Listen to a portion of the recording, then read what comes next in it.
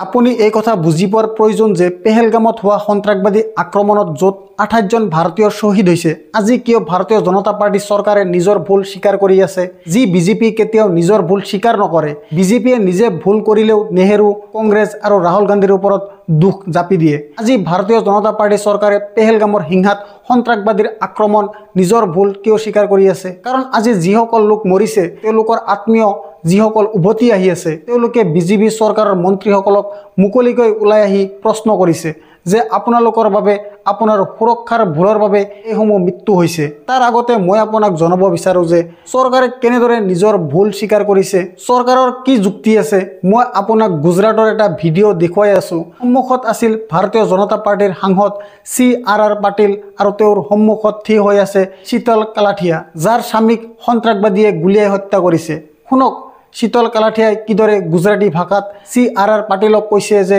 আমি চৰকাৰক tax pay কৰো আৰু আপুনি আমাক সুৰক্ষা কিয় দিব নোৱাৰে মোৰ স্বামীক উভতাই দিয়ক শীতলে সুধি আছে CR পাটিলক কিন্তু CR পাটিলৰ ওচৰত কোনো উত্তৰ নাই এইটো হৈছে শীতলৰ শক্তি শীতলৰ প্ৰশ্নৰ কাৰণে আজি চৰকাৰৰ নিজৰ ভুল স্বীকাৰ কৰিবলৈ বাধ্য হৈছে শুনক শীতল কালাথিয়াই কি কৈছে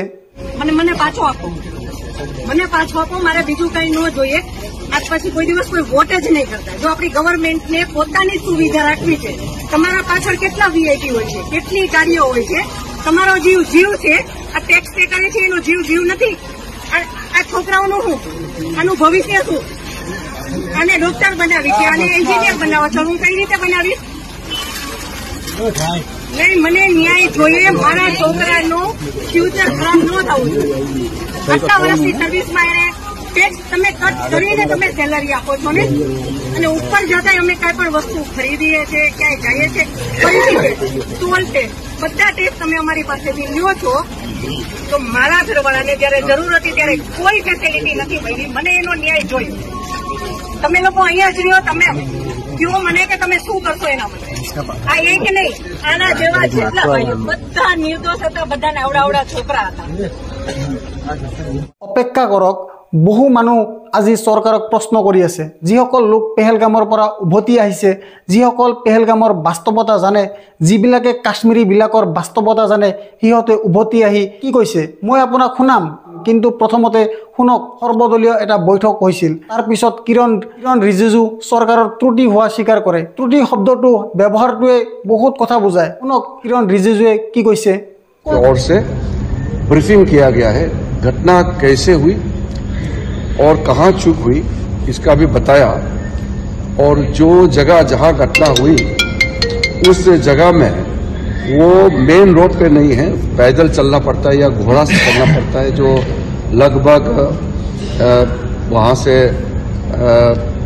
2.5 घंटे 2 घंटे दूर जिस मीडो से जहां ये घटना हुई उसके बारे में बताया और सब पार्टी को बताया कि सब कुछ अच्छा चलते हुए भी ये घटना एक चूक हुई है और इससे सब दुखी है और ऐसा घटना आगे नहीं होना चाहिए इसके लिए क्या क्या प्रबंधन किया गया है इसके बारे में ऑफिशियल्स अपने ब्रीफिंग में एक्सप्लेन किया है उसके बाद सब पार्टी ने कहा कि सरकार के साथ है और आतंक সকলোতকৈ গুৰুত্বপূৰ্ণ কথা হ'ল সংবাদদাতা বিজেতা সিঙৰ মতে দেশৰ গৃহমন্ত্ৰী অমিত শাহে সৰ্বদলীয় সভাত কৈছিল যে তাত এক বিশেষ ঘাঁহৰ অংশ যাক মিডুজ বুলি জনা যায় সেয়া খুলি দিয়া হৈছিল আৰু এইটো আৰক্ষীয়ে অনুমতি প্ৰদান কৰা নাছিল এটা ডাঙৰ প্ৰশ্ন উদ্ভৱ হৈছে কাশ্মীৰত কেতিয়াবা এনেকুৱা হ'ব পাৰে নেকি য'ত আৰক্ষীৰ অনুমতি নাথাকে তাত থকা হোটেলৰ মালিকে ভয় খাইছে ইয়াত অমিত শাহে এইটো যুক্তি উপস্থাপন কৰিছে যে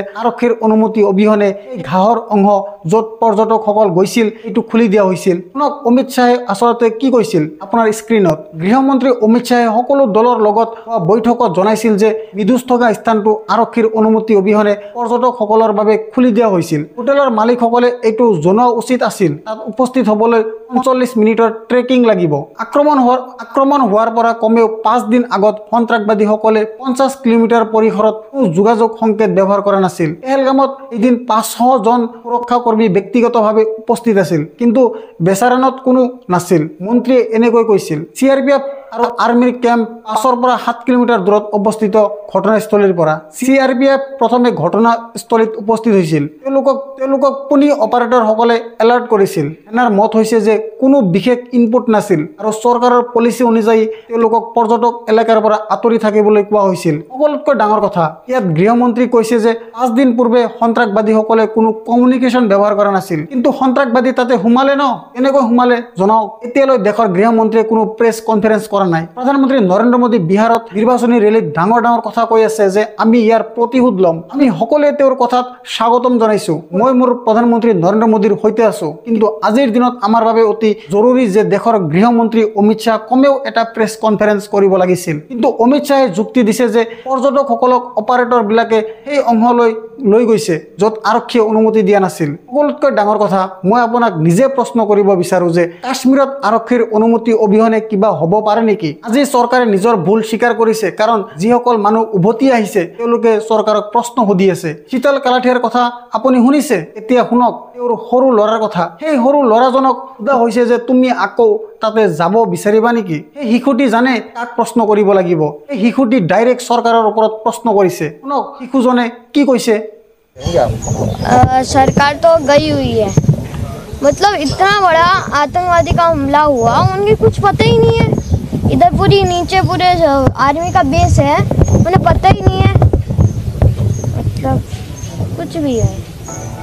কথাটো তাতে শেষ নহয়। ৰাজস্থানৰ মুখ্যমন্ত্ৰী ভজনলাল শৰ্মা, গজেন্দ্ৰ শেখাৱত আৰু পূৰ্বৰ মুখ্যমন্ত্ৰী অশোক গেহলট সাক্ষাৎ কৰিব গৈছিল শ্বহীদ নীৰজ উদ্ভানীৰ পৰিয়ালৰ সৈতে। 8 ছেকেণ্ডৰ এটা ক্লিপ আছে, আপুনি চাওক ভালদৰে। মন্ত্ৰী মহোদয়ে হাতযোৰ কৰিছে। কিয় হাতযোৰ কৰিছে? কাৰণ নীৰজ উদ্ভাৱনীৰ পৰিয়াল কৈছে যে এই মৃত্যু আপোনাৰ চৰকাৰৰ বাবে হৈছে, চৰকাৰে সুৰক্ষা দিব লাগে, কিন্তু সিহঁতৰ ওচৰত এটা উত্তৰ নাই। শুনক কি কৈছে।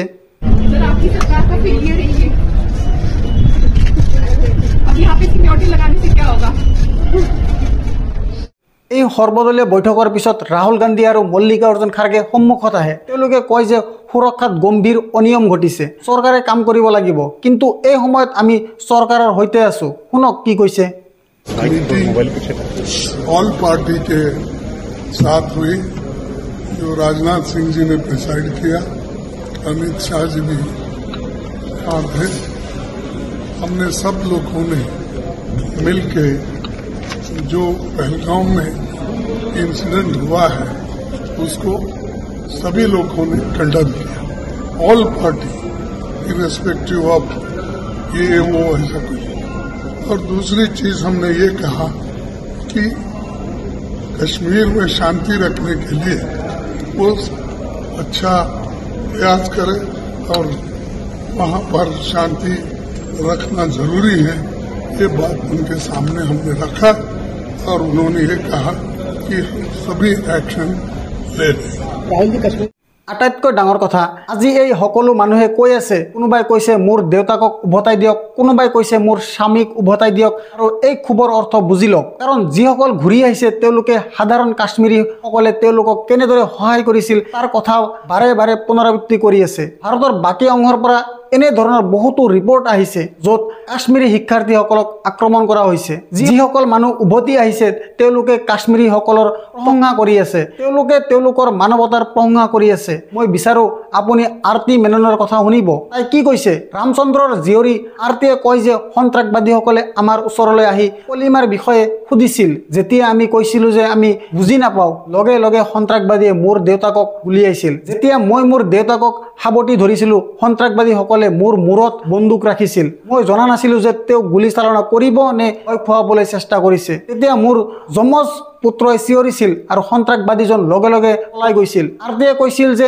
দুজন কাশ্মীৰী টেক্সি চালক, এইটো মন কৰিব, আৰতিয়ে কৈছিল 2 কাশ্মীৰী টেক্সি চালক মুছাফিৰ আৰু সমীৰে সেই কঠিন সময়ত তেওঁলোক মোৰ ভাইৰ দৰে খিয়াল ৰাখিছিল। মই মৰ্চাৰী বাহিৰত ৰাতি 3 বজালৈ অপেক্ষা কৰি আছিলো আৰু তাৰ পিছত পুৱা 6 বজাত পুনৰ যাব লগা হৈছিল। এই সময়ছোৱাত তেওঁলোক দুয়ো মোৰ সৈতে এনেধৰণে আছিল যেন মই তেওঁলোকৰ নিজৰ বাইদেউ। এয়াৰপৰ্টত মই তেওঁলোকক কৈছিলো যে মোৰ 2জন ভাই কাশ্মীৰত পাইছো। আৰতি মালায়ালমত নিজৰ কথা কৈ আছে, কিন্তু আপুনি মালায়ালম বুজি নাপালেও তাইৰ গল ভৰি যোৱা দুখৰ কথা বুজিবলৈ আপোনাক ভাষা বুজাৰ প্ৰয়োজন নাই। আৰতি অকলেই নহয়, বহুতো কাহিনী, বহুতো কথা মই আপোনালৈ পঠিয়াই আছো। শুনক আৰতিয়ে কি কৈছে। ആ പാവം മുസാഫിർ എന്ന് പറഞ്ഞ driver, Kashmiri driver and another driver mister Sameer, അവർ രണ്ടുപേരും എൻ്റെ അനിയനും ചേട്ടനും കൊണ്ട് നടക്കണ പോലെ എന്നെ മോർച്ചറി കൊണ്ടുപോകാനും ഐഡന്റിഫിക്കേഷനും രാത്രി 3 മണി വരെ ഞാൻ മോർച്ചറിയുടെ മുമ്പിലായിരുന്നു. ഇപ്പം ആവില്ല എന്ന് പറഞ്ഞ് പിന്നെ പോയി ഹോട്ടലിൽ പോയി രാവിലെ 6 മണിക്ക് തിരിച്ചു വന്നു. അതിനൊക്കെ ഇയാളിങ്ങനെ ഒരു അനിയത്തിയെ പോലെ കൂടെ നടന്ന്, ഞാൻ പറയുകയാണെങ്കിൽ കശ്മീരിൽ പോയി എനിക്ക് 2 ব্রাদার্সনে কিটিনা ഞാൻ ইনালে അവരോട് এয়ারপোর্টলে വെച്ച് বাই പറഞ്ഞു। আজি আফসোসৰ কথা হৈছে চৰকাৰে নিজৰ ভুল স্বীকাৰ কৰি আছে, ত্ৰুটি শব্দটো ব্যৱহাৰ কৰি আছে। কিন্তু মই আপোনাক এটা প্ৰশ্ন সুধিব বিচাৰো, আপুনি কোনো ঠাইতে গদি মিডিয়াত ইয়াৰ আলোচনা শুনিছেনে? আইন অনুসৰি প্ৰাইম টাইমত এই বিষয়টো লৈ ডিবেট হোৱা উচিত আছিল যে শেষত চৰকাৰে নিজৰ ভুল স্বীকাৰ কৰিছে। মই আপোনালোকক এটা সৰু ক্লিপ দেখুৱাব খুজিছো নিউজ 18ৰ। ইয়াত আপুনি দেখিব এই মহিলা সাংবাদিক পাপাৰ সেই পৰি যিয়ে প্ৰধানমন্ত্ৰীক সুধিছিল যে আপুনি কোনটো টনিক পান কৰে। ইয়াত দেখিব বিৰোধীৰ প্ৰবক্তাৰ সৈতে ডিবেট কৰি আছে, তেওঁৰ বিষয়ে বিষ উলিয়াই আছে। আজি চৰকাৰে নিজৰ ভুল স্বীকাৰ কৰি আছে। এই দৃশ্য চাওক কি হৈছিল। ये ऑफिशियल ट्विटर हैंडल बीजेपी से ट्वीट किया गया है। क्या इसे राजनीति नहीं करेंगे? धर्म पूछा, जाति नहीं पूछी। आप होते कौन है ये जाति का और धर्म को इस बीच में लाने वाले? मैं सिर्फ इतना पूछना चाहती हूँ कि कांग्रेस पार्टी सीडब्ल्यूसी की मीटिंग करती है, कांग्रेस पार्टी ऑफर करती है। सुन लीजिए पहले, आपकी आवाज आती है तो मेरी आवाज दब जाती है। आपको सुनना पड़ेगा पहले मेरी बात, पहले सुनिए मेरी बात। जब कुछ भी गाइए मत ना, आप लेकर आते हैं जब ये बोल रही है, इसका क्या मतलब है? कि आतंकवाद के खिलाफ कांग्रेस पार्टी आपके साथ खड़ी है। आप क्या हैं?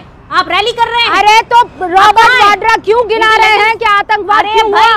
মনত কৰক, এই মঞ্চত মই আপোনালোকক কৈছিলো যে ৰিপাব্লিকৰ যিজন সম্পাদক আছে এইটো সেই একেজন সম্পাদক যিয়ে মনত কৰক মহাৰাষ্ট্ৰৰ আৰক্ষীৰ এফআইআৰত ইয়াৰ হোৱাটছআপ চাট লিক হৈছিল। আৰু এই হোৱাটছআপ চাটত পুলৱামাৰ আক্ৰমণৰ বিষয়ে এই ব্যক্তিয়ে কৈছিল উই ওৱান লাইক ক্ৰেজি। টিআৰপিত আমি চমৎকাৰ বিজয় লাভ কৰিছো। আমাক আটাইতকৈ বেছি দেখা হৈছিল। এই সাংবাদিকে এই ঘটনাৰ উৎসৱ উদযাপন কৰিছিল। আৰু এই আক্ৰমণৰ পিছতে এই দুখ কাৰ ওপৰত জাপি দিছিল? সুপ্ৰিম কোৰ্টৰ ওপৰত দুখ জাপি দিছিল। এইবোৰ হৈছে সাংবাদিকৰ অৱস্থা, এইবোৰ হৈছে এই বিশেষজ্ঞসকলৰ অৱস্থা। আপোনাৰ স্ক্ৰীনত এইজন সুহেল শেঠ, এইজন একো নাজানে কিন্তু ই সকলো ঠাইতে সোমাই যায়। এতিয়া এই মানুহজনে কৈ আছে যে পাকিস্তানৰ বিষয়ে দেশৰ বুদ্ধিজীৱীসকল কিয় চুপ হৈ আছে। মই আপোনাক কৈ আছো কোনেও চুপ হৈ থকা নাই, সকলোৱে প্ৰশ্ন কৰি আছে। কিন্তু এই ব্যক্তিয়ে দেশৰ জনগণৰ ওপৰত আক্ৰমণ কৰি আছে। মনত কৰক 2008 চনত এই অৰ্ণৱ গোস্বামীৰ ষ্টুডিঅ'ত এই ব্যক্তিয়ে চৰকাৰৰ ওপৰত আক্ৰমণ কৰিছিল, চৰকাৰক নাকাৰাত্মক বুলি কৈছিল। এইদৰে তেওঁলোকৰ চিন্তাধাৰা সলনি হৈছে। আজিৰ 2025 চন, মনত কৰক এই সুহেল শেঠে 2008 চনত কি কৈছিল শুনক। Living in callous times. Our governance system is callous. Our politicians are inept. You have probably the worst home minister you've ever had in our entire history, who is not only incompetent, he's inept, he's inarticulate, and he is reasonably unintelligent. And these are the men we trust $1 billion. শুনিলে নে আপুনি এই সময়ত তেওঁ কেনেদৰে চৰকাৰক আক্ৰমণ কৰিছিল? আজি বিভিন্ন ঠাইত দেখা গৈছে কাশ্মীৰীসকলক আক্ৰমণ কৰি আছে, য'ত মোৰ দৰে সাংবাদিকসকলক ধমকি ফোন আহিছে, আমাক কমেণ্ট বক্সত ধমকি দিয়া হৈছে। এনেকৈ এই লোকসকল এক্সপ'জ হৈ আছে। সেয়েহে অখিলেশ যাদৱে কৈছে যে সাংবাদিকসকল সন্মান নাপায়, সেইকাৰণে লাল চকত সাংবাদিকসকলে যায় আৰু তেওঁলোকে খঙৰ সন্মুখীন হ'ব লগা হয় তেওঁলোকৰ বিষাক্ত প্ৰপাগাণ্ডাৰ বাবে। শুনক অখিলেশ যাদৱে কি কৈছে। इसलिए आपने देखा नहीं किसी मीडिया के एक रिपोर्टर के साथ क्या व्यवहार हुआ है। वो इसलिए व्यवहार हुआ है क्योंकि पिछले कितने वर्षों से आप क्या गा रहे हो, क्या सुना रहे हो। आप सच्चे पत्रकार नहीं बचे हो। अगर सच्चे पत्रकार आप लोग बन जाएंगे उस दिन देश की सुरक्षा और मजबूत हो जाएगी। আজি প্ৰধানমন্ত্ৰী নৰেন্দ্ৰ মোদীয়ে কৈ আছে যে যিবিলাকে দুষ্কৰতা কৰিছে তেওঁ কঠোৰ শাস্তি দিয়া হ'ব। প্ৰধানমন্ত্ৰী এই সময়ত মই আপোনাৰ লগত আছো। আপুনি যিদৰে এই কঠোৰ প্ৰতিবাদ কৰিব মই আৰু সকলো ভাৰতীয় আপোনাৰ সৈতে আছে। কিন্তু এই মঞ্চৰ পৰা মই আপোনাক এইটো আপিল কৰিব বিচাৰো যে কমেও এই সময়ত আমি আমাৰ নিজৰ দেশৰ নাগৰিকসকলৰ ওপৰত আক্ৰমণ কৰিব নালাগে। মই এই কথালৈ আচৰিত হৈছো যে আপুনি এই বিষয়টোত চুপ হৈ কিয় আছে? নিজৰ দেশৰ নাগৰিকসকলৰ ওপৰত আক্ৰমণ কৰা হৈ আছে। বহুতো মিডিয়া চেনেলে যিদৰে বিষাক্ত ডিবেট কৰি আছে সেই বিষয়ে আপুনি কিয় নীৰৱ হৈ আছে? কিয় একো নকয় আপুনি? কিন্তু আপুনি যি বাৰ্তা দিছে মই আপোনাৰ সৈতে আছো। শুনক প্ৰধানমন্ত্ৰীয়ে কি কৈছে। ये हमला सिर्फ निहत्थे पर्यटकों पर नहीं हुआ है, देश के दुश्मनों ने भारत की आत्मा पर हमला करने का दुस्साहस किया है। मैं बहुत स्पष्ट शब्दों में कहना चाहता हूं, जिन्होंने ये हमला किया है उन आतंकियों को और इस हमले की साजिश रचने वालों को उनकी कल्पना से भी बड़ी सजा मिलेगी। বিরোধীয়ে প্রশ্ন উত্থাপন করেছে কারণ প্রধানমন্ত্রী নরেন্দ্র মোদীয়ে নিজের নির্বাচনী সমারোহ বাতিল করা নাই। বিহারের কথা আছিল, কারণ আপনি জানে যে এইটো বছরের শেষত বিহারত নির্বাচন আছে আর কংগ্রেস এ সন্দর্ভত প্রশ্ন উত্থাপন করেছে। সুপ্রিয়া শ্রীনাথে কি কৈছে আপনার স্ক্রিনত, এই সময়ত এইটো এক পাট প্রথা, সেউজীয়া পতাকা দেখুয়া বাস্তবতে এই ছবির উপরত সুপ্রিয়া শ্রীনাথে প্রহার করেছে। প্রধানমন্ত্রীয়ে ইয়াত সেউজীয়া পতাকা দেখুৱাইছে, দেশ হুকাহত আছে। আটাইতকৈ ডাঙৰ প্ৰশ্ন মনত ৰাখিব, যোৱাকালি মই আপোনাক এই দৃশ্য দেখুৱাইছিলো য'ত নীতিশ কুমাৰ প্ৰধানমন্ত্ৰীৰ সৈতে বহি আছিল আৰু মঞ্চৰ পৰা দুয়ো হাঁহি আছিল। মই পুনৰ কৈছো দেশ হুকাহত আছে। সময় এই মুহূৰ্তত নীতিশ কুমাৰে এই ধৰণৰ কাৰ্যসূচী কৰা উচিত নাছিল। দিন আগতে নীতিশ কুমাৰ উপমুখ্যমন্ত্ৰী সম্ৰাট চৌধুৰী এয়াৰ শ্ব' আনন্দ লৈ আছিল। দেশত ইমান ডাঙৰ দুৰ্ঘটনা হৈ গ'ল আৰু আপুনি এয়াৰ শ্ব'ৰ আনন্দ উপভোগ কৰিছে। আৰু সংবাদ মাধ্যমে কাক আক্ৰমণ কৰে? সংবাদ মাধ্যমে বিৰোধী দলৰ নেতা ৰাহুল গান্ধীক আক্ৰমণ কৰে। মই পুনৰ আপোনাক সুধিব বিচাৰো, এই বিষয়বোৰ কি আলোচনাৰ বাবে নহয়? বিষয় নম্বৰ 1, চৰকাৰে নিজৰ ভুল স্বীকাৰ কৰিছে। বিষয় নম্বৰ 2, চৰকাৰে নিজৰ নিৰ্বাচনী সমাৱেশবোৰ বাতিল কৰিবলৈ সাজু নহয়। বিষয় নম্বৰ 3, বিহাৰত আপুনি দেখিছে কিদৰে নীতিশ কুমাৰ এয়াৰ শ্ব'ৰ আনন্দ উপভোগ কৰিছে। বিষয় নম্বৰ 4, শীতল কালাথিয়া CR পাটিলক প্ৰশ্ন কৰিছে, নিৰাজৰ পৰিয়ালে ৰাজস্থানৰ মুখ্যমন্ত্ৰীক প্ৰশ্ন কৰিছে। এইবিলাকৰ ওপৰত ডিবেট হ'ব নালাগে নেকি? শীতলৰ পুত্ৰ কৈছে যে এই সমগ্ৰ ঘটনাৰ দুখ চৰকাৰৰ, কিন্তু আপুনি এই আৱাজবোৰ প্ৰাইম টাইমত শুনিছে নেকি? এই আৱাজবোৰ পাকিস্তানীৰ আৱাজ নহয়, এই আৱাজবোৰ নিজৰ দেশৰ জনগণৰ, কিন্তু এই আৱাজবোৰ দবাই ৰখা হৈছে কাৰণ গদি মিডিয়া কোটি কোটি মানুহৰ ঘৰলৈ যায়। এতিয়া সূচনা গৈ আছে কোটি কোটি মানুহৰ ঘৰত যে চৰকাৰৰ কোনো ভুল নাই।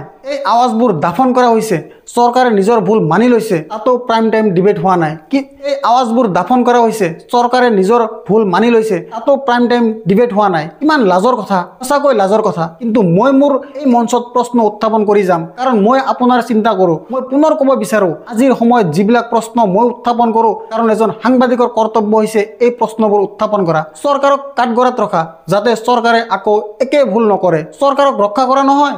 2014 আগতে যেতিয়া চৰকাৰে কোনো ভুল কৰিছিল তেতিয়া সকলো সাংবাদিকেই চৰকাৰক প্ৰশ্ন কৰিছিল, চৰকাৰক কাঠগড়াত ৰাখিছিল। কিন্তু আজি এই কাপুৰুষ চৰকাৰৰ প্ৰচাৰৰ যোদ্ধা হৈ পৰিছে, কেৱল আৰু কেৱল চৰকাৰী প্ৰচাৰ, ঘৃণা প্ৰচাৰ আগবঢ়ায়। আমি এইবোৰৰ পৰা আঁতৰি থাকিব লাগিব। মুক্ত আৰু স্বতন্ত্ৰ সাংবাদিকতাক সমৰ্থন কৰক আৰু মোৰ অংশীদাৰ হওক। অতি সহজে এই ফলো বটনটো টিপক আৰু সত্যৰ এই যাত্ৰাত মোৰ লগত থাকক।